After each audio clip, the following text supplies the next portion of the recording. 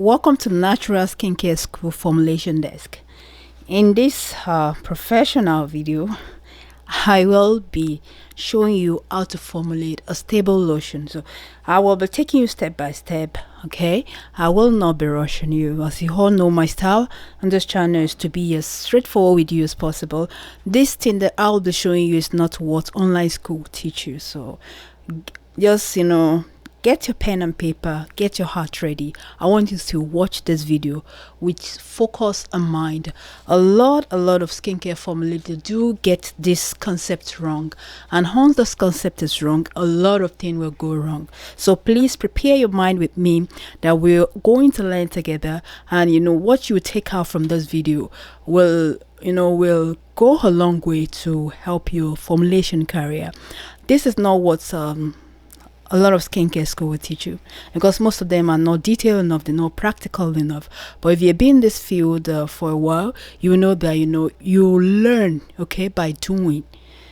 After formulating over 6,500 skincare products, I've come to realize that the mistake most formulators make is that we don't have a stable grassroots. Okay, hey, again, before I go further, my name is Victoria Ade. I'm the founder of Pure Blend Natural, skincare product brand that make custom products for a lot of people. I have a lot of clients that I see on a weekly basis, and what I do is different. I formulate custom skincare products for them. So most of my products are not usually available at vendor stores, and so that is my company. And then my second company is naturalskincareschool.com, and this is where I teach people how to make great and stable skincare products. So far so good. I have so many students there. I'm not hoping to accept another student for this year, but anytime I'm open, and I'm actually working on a Patreon page to be able to help co-formulator to increase their knowledge, okay, so we can learn all together. Now, that being said, this video is very important for you. Even if you have gone to skincare school, different skincare school online, please get your heart ready to learn with me. How do you formulate a stable lotion? Because this is the title of this topic: how to formulate a stable lotion. A lot of lotion online, you won't believe what I hear from my clients a lot. Most lotion that they buy online are not stable. And it's so sad because people just learn DIY and they just make the product and sell it, and that's how they and that's a very, very wrong ideology. That's why a lot of people just quit this hobby. This hobby is not something you want to rush into. It's something you want to really learn to know if it's for you, and you have to learn on a professional level if you want to really go far in this. A lot of people have quit. A lot of people have got themselves in big trouble. I mean, legal trouble. This has forced a lot to quit and so on. There's a lot of hard lessons learned. Now, how do you formulate a stable lotion? The first thing you want to do is to get your formulation worksheet. And here's a formulation worksheet that I give to all my clients. I will still give it to you if you join my Patreon page, but my Patreon page is not open right now because I have not, really finished the project yet. That's why I keep coming back here to the formulation desk to show you guys, so as not to keep you waiting. But I will open the Patreon page soon. Now, how do you make a stable lotion? A stable lotion, okay, start with a stable formula. As you all know, any formula you want to make as a formulator must be 100%. Okay, it has to be 100% if it has to be stable. Okay, your formula must be 100%. Whether for this one I'm really talking about lotion. Okay, I want to take it step by step. So how do you formulate a great lotion? It has to be 100%, meaning, like I said in my previous video, your water phase ingredient, okay, your water phase ingredient plus your oil phase ingredient and your cool down phase ingredient must be equals to 100%. If it's not 100%, that's not stable. Trust me. If anything is missing, it will be unstable. So keep this in mind. The first thing you want to do is to have a stable formula. Okay, that's why when you see skincare line, they have R&D department that deal with formulation of formula. Oftentimes I've formulated formula for big companies that I get paid a lot. Okay, they spend a lot of money in the formulation aspect because this is the foundation of skincare formulation. If you get it wrong at this formulation stage, then a lot of things will go wrong. A lot will go wrong. So your formula must be stable, and for your formula must be stable, you have to have water, enough amount of water phase ingredients. Okay, then enough amount of oil phase ingredients. Okay, then the cool down ingredient also must be enough. Now, the first thing you want to do to formulate a great and stable lotion is to know the purpose of that lotion. So, what's the purpose of your lotion? The first thing you want to, this is what the company, big companies call R&D, research and development. Okay, they research thoroughly, know their audience, they know the purpose of the product, they know the ingredients. Okay, then they will start, working on the formulation. It takes them, for big company, it can even be up to a year, 8 months, 6 months. But for us indie brand, it's easier because we make smaller amount of product. So you have to first know the purpose of that lotion. Okay, the purpose of your lotion. Do you want an anti-aging lotion? You want to formulate for anti-aging?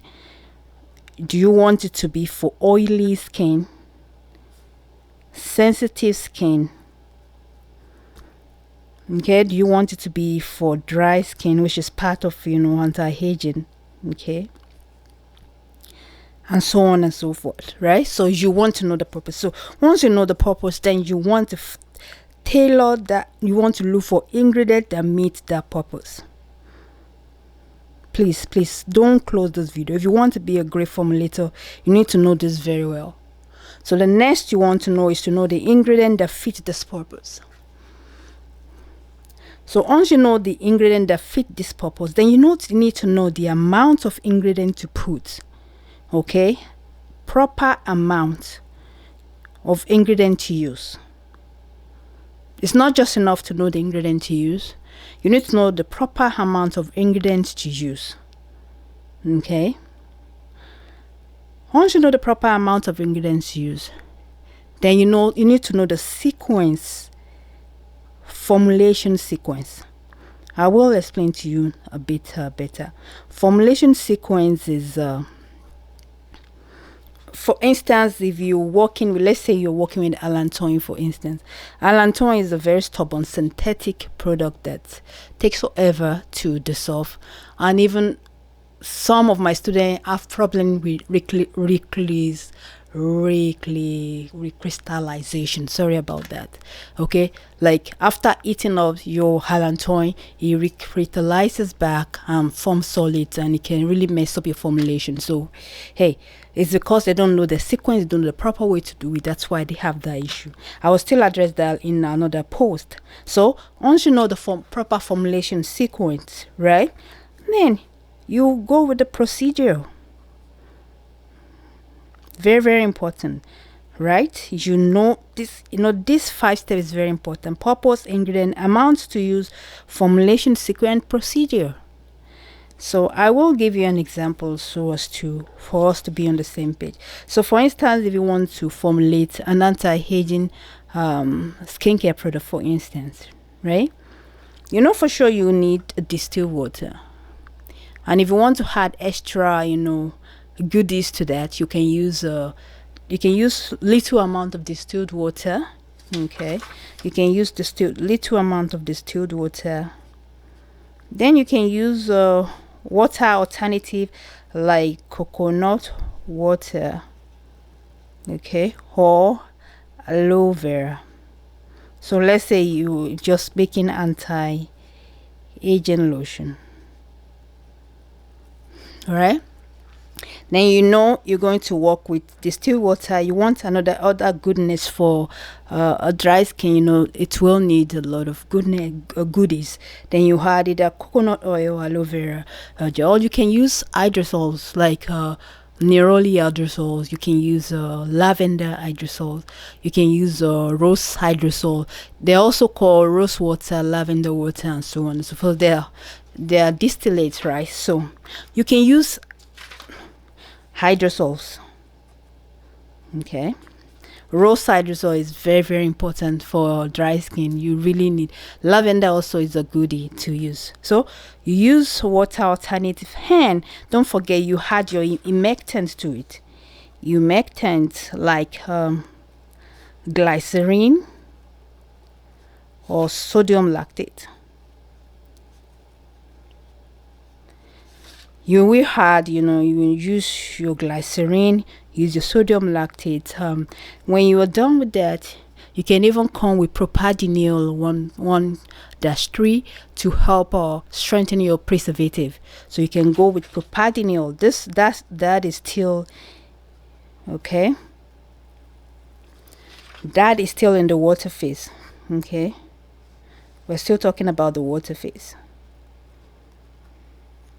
And now, if you are formulating, for instance, a facial product now, if that anti-aging product is a facial product, you want to, but because we're in the natural sector, you can use xanthan because xanthan it's synthetic.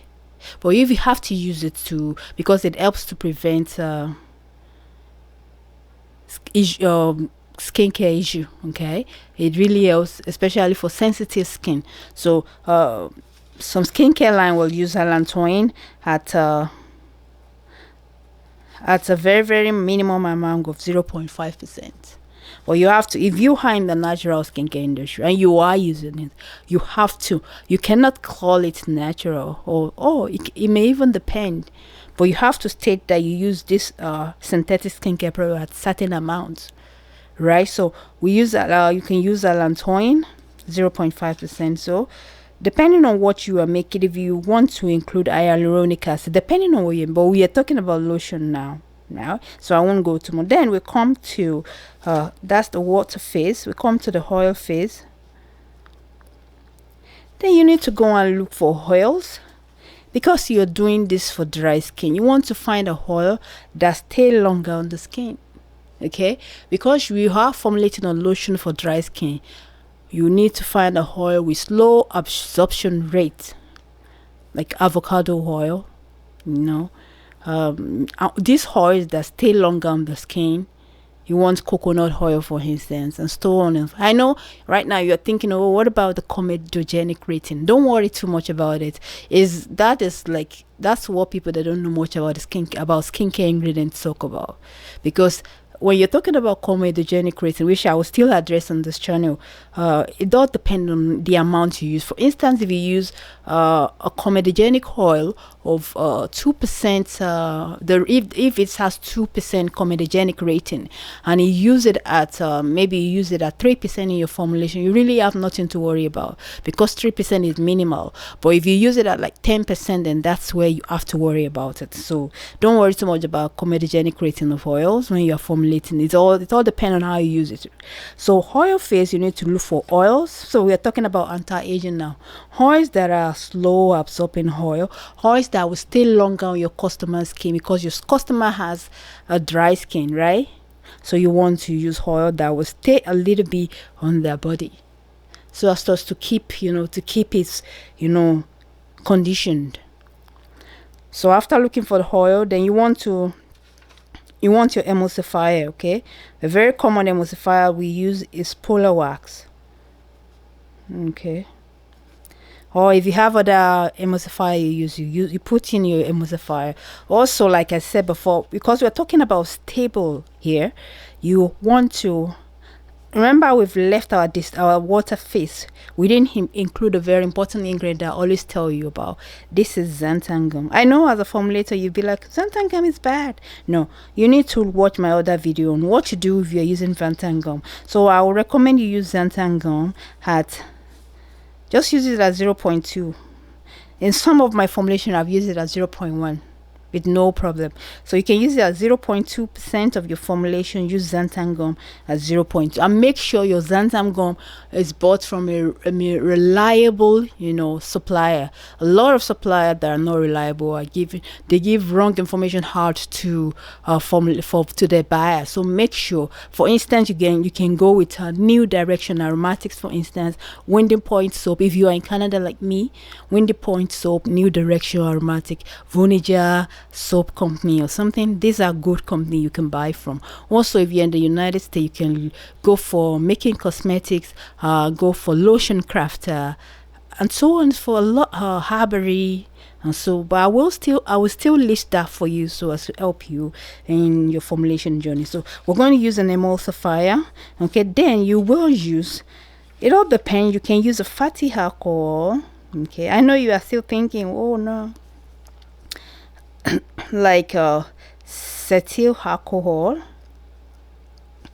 or cetyl alcohol. You can use them at 2% because you want your formula to be stable. Okay, you want your formula to be stable, you can use them at 2%. Don't worry about right now, we're not worrying about the soaping effect. We're talking about a stable formula. A stable formula will have high viscosity, okay, and a stable formula will not give your brand a bad name. So you have a fatty alcohol. Then so when I'm formulating, sometimes I don't only use one emulsifier. Okay, I use combination of emulsifier. Sometimes I add glycerin stearate.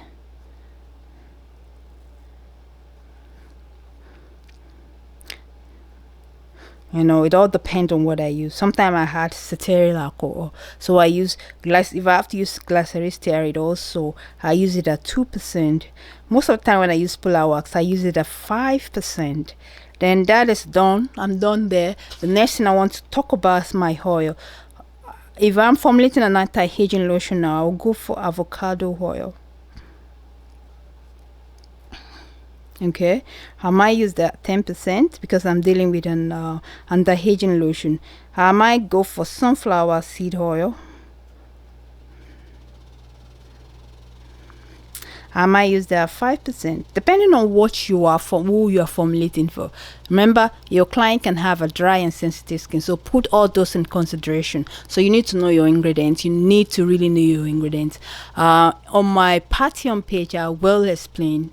I haven't opened that yet, but I will open it shortly. I know you've been asking me for my course. It's coming soon. Just coming soon. Don't worry. I will launch it because of you.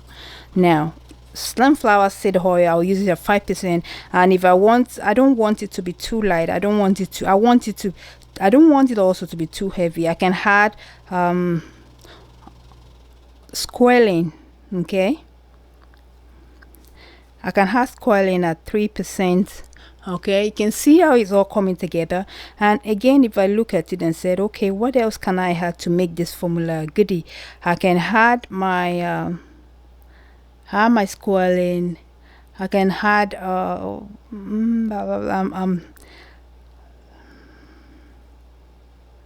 okay.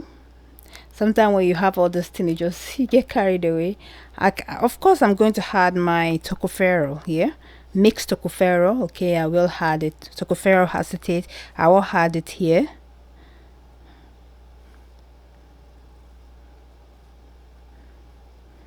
I will add here at 1% to prevent the rancidity of this oil. Okay, so I will add that at 1%. It all depends on what you are making, like I said. And don't worry, when you sign up for my course, you get more detailed information just to give this to you. Now, when that is done, I know for sure I'm getting everything together, right? Then I go for my cool down phase. The cool down phase is the most important phase, just like other phase, but it's the most important phase. You ask me why. Your cool down phase is where your active stays, and it's active in your skincare product that make them work. Now, what is an active? I want you to think with me right now. What is a good active that will really help a dry skin? Okay, first thing I'm going to look for something that will moisturize the skin very well. So I might look for something like honey quart. Okay, because it's a dry skin now. I might look for something like honey quart. This is not a situation to use, not where you want to use colloidal oatmeal. No, you don't want any exfoliating thing. This is a dry skin, right? You want to use things that will add, good this. You can add silk amino acid at this point. You can add calendula extract. If your customer skin has dry, irritated skin, you can go for chamomile extract here for extra, soothing property. So the active is what makes a skincare product. Okay, is your active that will really, really work. Okay, that make everything work. Actives are very powerful. That's why we use them at very little amount. So, right, I'll just go for Onicot or Polycot 7 and so on. As you get to know more of this when you sign for my course on Patreon, but it's not yet ready. So Onicot, goodie. And I look here, I can add my calendula extract. Then if I look again, I say okay, good, I can add another vitamin. I can add vitamin B5, panthenol. Okay, I can add it here. Make sure you add the proper amount. I'll use this at 2%, use this at 3%, I'll use this at 4%. Then I'm good to go. Then I'll make sure I put my preservative in, depending on the preservative you use. I can use Geogadi CT. I'll use the 1%. Okay, then I'll come here and I will choose my essential oil. I will use lavender. Okay, the 0.5%. Then I'll go again, I will use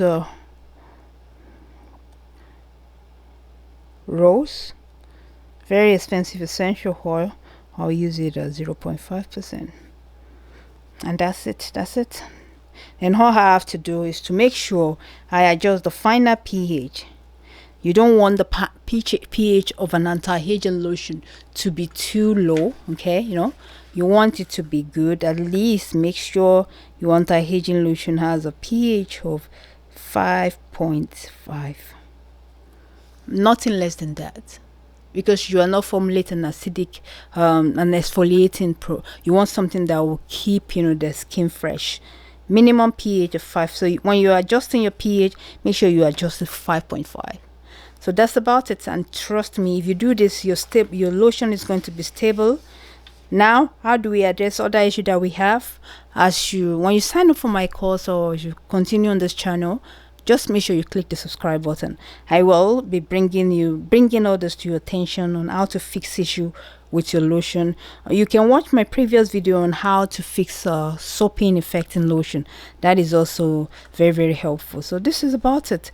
When you have this formula, just make sure. Now, how does it become stable? Make sure you calculate. I don't need to go there. I think I've done it already on this channel. You calculate everything. Okay, everything together, both your oil phase, okay, cool down phase, everything have to be 100%. Okay, everything you choose, make sure you calculate everything here, the amount. Okay, then you calculate the amount you have here, over here to calculate the amount you have. Okay, I can give you an idea. Xanthan glycerin, I can use 5% of glycerin or 3% of sodium lactate. Propadinol, I will use that 3%.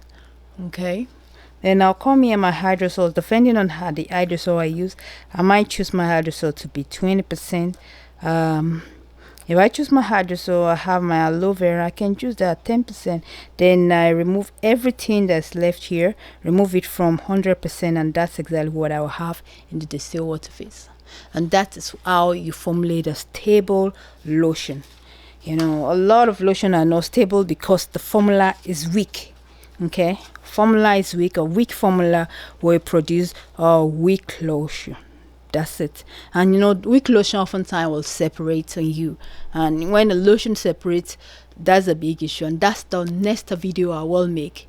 So thank you so much for watching. Remember, click the subscribe button and the notification icon to be notified when I upload new video. This is the foundation of stability in your lotion. If you want your lotion to be stable, you have to have a stable formula. Okay, you have to have, remember, like I said, you have to have a purpose for your formula. You have to know the ingredients you use, know the amount you use, know the formulation sequence, know the procedure.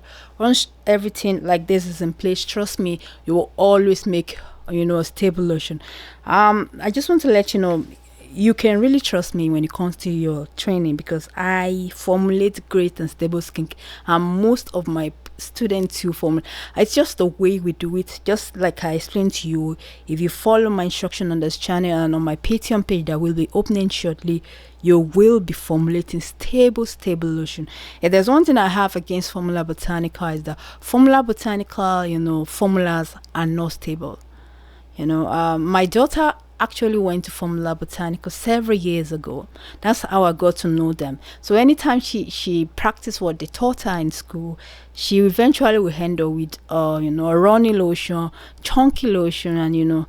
So anytime she brings a formula to me, I'll be like, this is very unstable. And you know, I'm so disappointed that these online skincare school are just, you know, wasting our time. Not, you know, proficient enough, not professional, not, it's just not the best, because they themselves have no clue about lotion making. They just rent someone to make the formula, and they just, you know, showing the formula to us. You know, you can note, you will notice, like, you know, someone is making it for them. They too have no clue themselves. So it's annoying, and it's very frustrating. A lot of Formula Botanica students have run to me for help, and I'm happy that I'm able to help them. But my advice to someone, if you want to learn lotion making, be careful of online skincare school. I can't say this enough. You will end up going there, paying your money. At the end of the day, they will be using you to be making formulas that they will be using later on in the business. At the end of the day, you will learn nothing. Most, especially, go and write this down, every lotion that Formula Botanica makes, especially with olive ones, even with other lotion, they have this whitening soaping issue. That's how I got to know about Formula Botanica, because when any of my students ask me to fix that, I always ask them where did they get the formula for, and they tell me they got it from Formula Botanica. It's annoying. It's really annoying. Formula Botanica is a disgrace in that they are teaching students how to make soapy lotion. It's a disgrace. It's a disappointment. It is something that they have to work on. I'm going to make a video to address that, and I hope they will work on that, so as to help other students that are still with them right now, that have paid huge amounts of money. So thank you so much for watching. Remember, click the subscribe button, click the notification icon to be notified when I upload new videos.